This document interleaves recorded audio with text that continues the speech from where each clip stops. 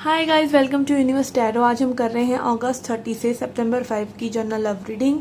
अगर आप पहली बार आ रहे हैं चैनल पे, कंसीडर सब्सक्राइबिंग माय चैनल। लौट के आ रहे हैं तो thank you very much. Okay, you can follow me on Instagram and Facebook. Also अगर आपको पर्सनल रीडिंग में इंटरेस्ट है तो you can contact me. Okay, so let's get started with your reading. ये रीडिंग आप अपने सन साइन, मून साइन और ascendant sign के हिसाब से देख सकते हैं। ओके, या फिर जिस साइन को भी आप हमेशा से फॉलो कर रहे हैं आप उस साइन के हिसाब से भी देख सकते हैं। और ये जनरल रीडिंग है, so please takes what resonate and leave the rest. किसी भी स्टोरी को अपना बनाने की कोशिश मत कीजिए। जो रेजोनेट हो रहा है उसे लीजिए और जो नहीं हो रहा है उसे जाने दीजिए। लास्ट में रीडिंग के हम आउटकम देखेंगे। ओके, 7 डेज में क्या रह सकता है, and also a message from spirit. Okay, so let's get started with your reading. Hi Scorpios, let's see what are the messages for you. We have 10 of wands clarified by page of wands, 5 of wands in reverse, judgment in reverse, king of cups in reverse, wheel of fortune, 5 of cups, queen of coins, lovers in reverse and 2 of wands. Okay, for your current energy we have 10 of wands crossed by page of wands, which is showing me कि कोई यहाँ पे and कर रहा है किसी चीज़ को और उस एंड के बारे में भी एक्साइटेड है, या कुछ एंड नहीं हो रहा है, एंड होने जा रहा है, बट किसी पर्सन को कोई फ़र्क नहीं पड़ रहा है। ये भी सिचुएशन हो सकती है क्योंकि ये एंड कुछ अच्छे के लिए हो रहा है। This is what I feel, क्योंकि पास्ट की एनर्जीज के लिए भी है 5 ऑफ वॉन्ड्स। कुछ कन्फ्लिक्ट से आप बाहर आ रहे हैं, कुछ क्लैरिटी आप लेके आ रहे हैं। ठीक है, मे बी आपको ऐसी एनर्जीज रही हो आपके आसपास कि आपको समझ ना आ रहा हो क्या करना है, बट उस शेडो से आप बाहर निकल रहे हैं। ओके, यहाँ पे कॉन्शियस माइंड में भी है night of cups in reverse. Consciously may be आप किसी से मे बी एक्सपेक्ट कर रहे हैं कोई कम्युनिकेशन वगैरह, वो हो नहीं रहा है। इस तरह की कुछ चीज़ें हैं मे बी, फिर भी लेकिन आप एक हैप्पी मूड में हैं, आप आगे बढ़ रहे हैं। ठीक है, नहीं भी हो रहा है तो भी अगेन व्हील ऑफ फॉर्चून, आप इस चीज़ को एन्जॉय कर रहे हैं। आपका मूड हो सकता है मे बी 10 मिनट के लिए, 15 मिनट के लिए, 2 घंटे के लिए ख़राब रहता है, फिर से आप लेकिन एक हैप्पी मूड में आ जाते हैं और फिर भी आप आगे बढ़ने की कोशिश कर रहे हैं। ठीक है, and then we have judgement. Again आपको डिवाइन रास्ता दे रहे हैं, क्लैरिटी दे रहे हैं, आपके डाउट्स क्लियर कर रहे हैं, आपको एक सरेंडर करके आगे बढ़ रहे हैं, फेथ रख के आप आगे बढ़ रहे हैं। यहाँ पे आई फील कुछ चीज़ें हैं जो आपको में भी दुखी देती हैं कि आपके आपकी चीज़ें वर्कआउट नहीं हुई, बट यहाँ पे दिस इज़ जो आपको ऑलरेडी पता है कि ये चीज़ें लॉन्ग टर्म नहीं थी। ठीक है, आपको कहीं ना कहीं कॉन्शियसली में भी नहीं पता हो, बट इंट्यूटिवली आपको पता था ये चीज़ें स्टेबल नहीं हैं। फर्स्ट प्लेस पे ही आपको ये चीज़ें पता थी, या फिर आप एक्सपेक्ट भी कर रहे हैं ना कि ये पर्सन वापस आ जाए, तो भी आपको पता है आगे क्या होने वाला है। मतलब यहाँ पे क्लैरिटी आपके मन में कहीं ना कहीं आती चली जा रही है इस कनेक्शन के बारे में। This connection is not serving right now. ठीक है, एंड यहाँ पे लवर्स इन रिवर्स है, तो अगेन आपको थोड़ा सा एक फियर भी है कि आप इस पर्सन को वापस भी अगर अट्रैक्ट भी कर लेंगे, पर्सन वापस आ जाएंगे, आपको में भी उम्मीद है और वो हो भी जाएगा। बट यहाँ पर आपको ये पता है कि आपको एक समय लेना है। ओके, आपके आउटकम कार्ड के लिए आ रहा है 2 ऑफ वॉन्ड्स। आप ये पर्सन वापस भी आ जाएं तब भी आई फील कि आप कहीं ना कहीं इतना हर्ट हो चुके हैं कि मे बी आप चीज़ों के बारे में सोचेंगे। आप एकदम से हैप्पी नहीं हो जाएंगे कि पर्सन ने जस्ट आपको कॉल या मैसेज कर लिया या आपसे बात कर ली, क्योंकि मे बी आपको चीज़ें क्लियर हैं कि चीज़ें ऑलरेडी कहीं ना कहीं एंड हो चुकी हैं। ठीक है, एक पर्सन की पर्सनैलिटी आपको टोटली पता चल चुकी है कि ये पर्सन दिस वे ही है। आप अपने आप को सैबोटाज नहीं करना चाह रहे। अब even if this person comes, you are ready to accept. Maybe आप उनको देखेंगे, आप उनको समझेंगे, बट आप उनमें अभी इतना इमोशंस नहीं लगाएंगे क्योंकि आपकी इन्वेस्टमेंट पहले ही एक बार ख़राब हो चुकी है।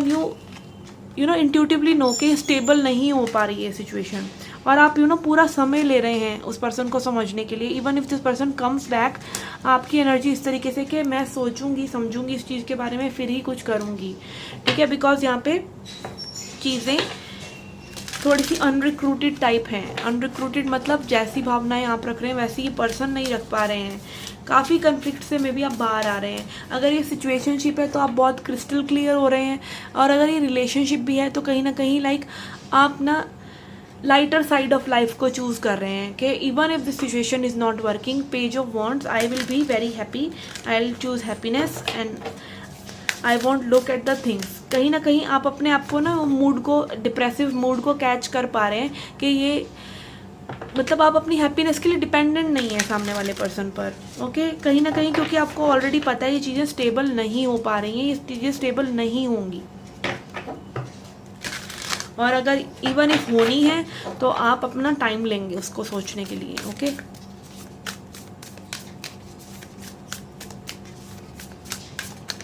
Okay, for your message from spirit we got druid.